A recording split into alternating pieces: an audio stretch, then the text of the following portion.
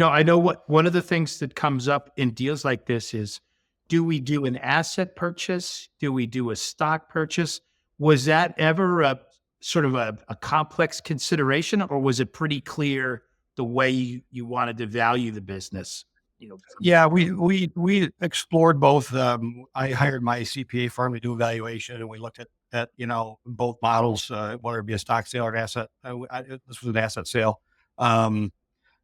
Obviously, from the incoming guy, the buyer, the asset sale is advantageous. I think there could have been benefits maybe to a stock sale if it were structured differently, but in this case, it just made more sense to do it that way. And I think the seller probably agreed to that too. But yeah, I think it's a cleaner, easier deal. But obviously, the obvious things with a stock sale is you're picking up any of the potential liabilities that may show up after the fact with that, and you're inheriting some I guess organizational baggage that way too. So it just kind of made me look at the asset sale. When you look at it two way, were the valuations close or not even close?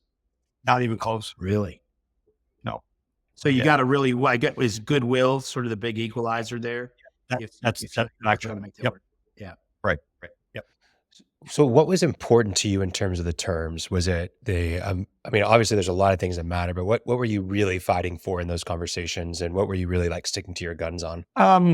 Really, honestly, it was with the exception of fortunately, I don't think my lawyer will ever see this, but both of our legal teams really slowed this down and probably overcomplicated it. And that's what goes back to my previous point about having an agreement, at least in conversation between the two before you put it on paper legally. Obviously, all the legal things have to happen, but I would say, the biggest thing for us was just to have enough transparency in the organizations, and because we did it over such a period of time, and work together during that period of time, that we were able to see enough about the organization that maybe a lot of folks would not see if they were just coming in and, let's say, writing a check. Because I want the owner's involvement. They're financially involved, obviously, for a period of time. We wanted the sellers to be comfortable that the business was going to be continued, because they were concerned about that. Obviously, they didn't want to see a roll up. I was very transparent about it not being that, and I think just the transparency between the two parties through the process, in understanding what we're doing and why we're doing it, and then when you get to the point where you're close enough to alert the staff that this is happening, that they also understand that too. So that was a big one for me. I don't know did I answer that? I'm not sure I answered that. Yeah. No, that's really helpful. I just reminder, we're talking with Mark Taylor. He's the CEO and the owner of Apogee Exhibits. Our topic today is talking about acquisitions, and Mark is a recent buyer of not one but two independent exhibit reseller companies, both within about an hour geographically of his company. So there's some efficiencies or maybe some inefficiencies, I should say, that you don't have to tolerate with greater distances. Appreciate you sharing this information with us. But when you talk about, I think about the due diligence as you go in, and I love what you just said, and that is sit down with, if the buyer and the seller basically have an agreement in principle that they want to see a deal happen. I don't know if you get into, if the seller says, here's what I'd really like to get out of my business. I think it's worth this. And I mean, if it were me, I would say, and I would then defend why I think there's that valuation. It can't just be an emotional whip. I think there's obvious things you're going to check when you're doing your due diligence. I'd also be interested in hearing any not so obvious things that you had to consider. And I think about things like culture, or what employee turnover has been, or any hidden promises that might have been made, which isn't necessarily showing up on the financial. Was there, so any suggestions or tips for listeners on, definitely make sure you're doing this, but you also may want to consider checking these things out, Yeah, I think one of the first questions I asked was for a roster of employees and their tenure. So Mm. I wanted to see what kind of tenure they had, what the rules were in those, specific positions. Uh, Honestly, there is, there's a couple guys that have been there like 35 years. So they're my age or maybe even a little bit older. So that gave me pause because now that's a workforce development challenge because how long is this guy going to stay with a new guy coming in, or these folks? And so I wanted to have a good understanding of what I thought the seller would share with me, and he did. They were very forthcoming. What would be the outlook for the folks coming in with new ownership, and would that cause them to say, "Oh, maybe I should just retire," or "I want to stick this out, see what this is going to do."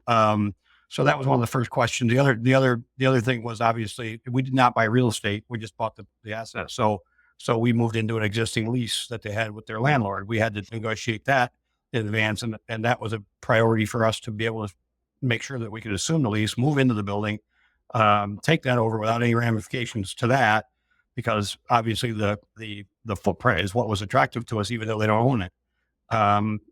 We wanted the space, we wanted to be in that market because of what's going to be happening in the future, and I wanted to be assured that that was going to be okay, and that I didn't have to roll that thing up and move all the equipment out and go find somewhere else to live.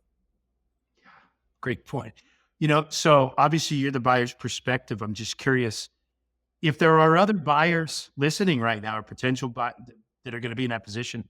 What preparations do you think a buyer, knowing what you now know, what preparations should the buyer company make to better prepare for, the acquisition of another company? And I'm talking about things like, should you already have a dedicated transition team figured out?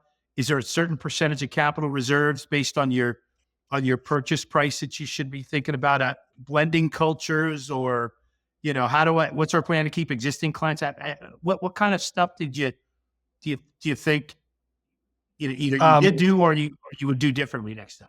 One thing I would say is, as you get closer to the deal, being consummated and closing, obviously there's a lot of, regulatory things that have to be happening. There's a lot of work. Just, you've got to talk, DBAs, insurance, HR compliance, all those things. Um, you have to be prepared to deal with. Just the onboarding of new people is a challenge, and that in and of its own right is its own separate project, if you will. Yeah. Not only just the deal, but the people obviously are paramount to the deal. So you have to make sure that they're comfortable and onboarded properly. And obviously we're only 2 weeks in, so we still have some training to do, and they need to get to know us and us them. I think the worst thing you can do is just run into an organization and completely turn it over, without understanding how they're working and what they're going to need to do to adapt to what you're doing, or what you're going to do to adapt to how they're working, because it might be better. In some cases, we have that going on between both organizations. So, I mean, looking into that is a big thing. Obviously, as you get closer to the deal, work in progress stuff, jobs, projects that are started, that the seller started, that you're going to have to finish. Everybody knows in our industry, the lifespan of those jobs can be very short. It can be very long. So you have to look into that, from a forecasting standpoint, because there is a huge cash flow crunch right at closing and right after, because that revenue hadn't started streaming into your organization yet. And you've already made some offsets and some corrections, adjustments at closing, for work they've started and or work you're inheriting, things like that. It's very important to have that lead out. I think that was one of the hardest, or most challenging things for us leading up to the actual date of closing.